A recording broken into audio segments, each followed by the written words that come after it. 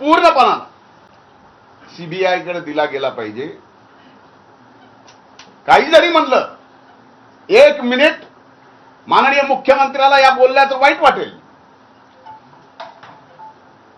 पण इथली पोलीस यंत्रणा कुठल्याही जाती धर्माची असो, यांना घाबरून आहे.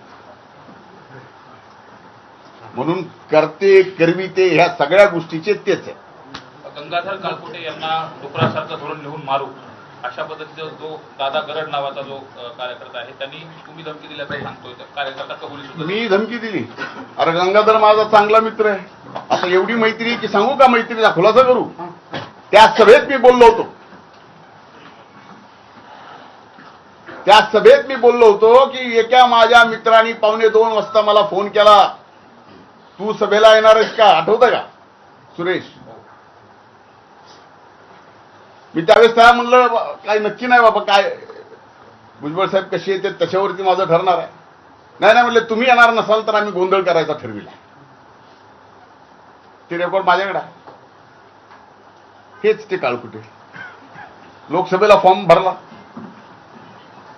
कसा, त्यावेळेस माझ्याकडे येऊन 4-4, 8-8 तास बसायचे. कसे, कशासाठी?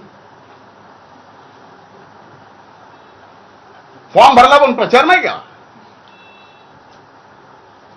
आता हे एवढं आणखीन डिटेल समजून सांगणं एवढे सुरेश, तुम्ही स्थानिक स्वराज्य संस्थांची आता आचारसंहिता लागली, नगरपालिकेची आचारसंहिता लागली आणि त्यानंतरच हा सगळा प्रकार.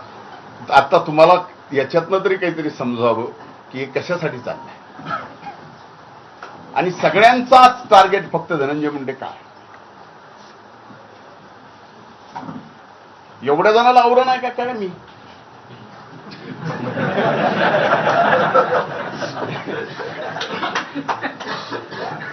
कमाल आहे. आता मला त्या दिवशीच्या सभेत मी इथे ईडब्ल्यूएस ओबीसीचा मुद्दा काढला, त्याच्यामुळे राग आला का? चष्मा पाठवला नाही त्याच्यामुळे राग आला? साहेब, त्यांनी जरांगे यांनी 2 आरोपींना भेटल्यावरचा आरोप केला होता. त्यांनी आणखी एक आरोप केला की तुम्ही त्या आरोपींची संभाजीनगरला 2 तासभर वाट पाहत होता. हे खोटं आहे. कशाला गुन्ह्याची वाट बघू? मुख्यमंत्री व मंत्रिमंडळातील जे मंत्री आहेत त्यांना सुद्धा तुमच्यापासून धोका असा आरोप तुमच्यावर केला. माझ्यापासून सगळ्या पृथ्वी तलाला धोका आहे. मी काय कोविड व्हायरस झालो का काय अचानक? काय चाललंय? हे आरोप आहेत. काही मंत्र्यांना सुद्धा माझ्यापासून धोका. अजब आहे. साहेब, आता या प्रकरणी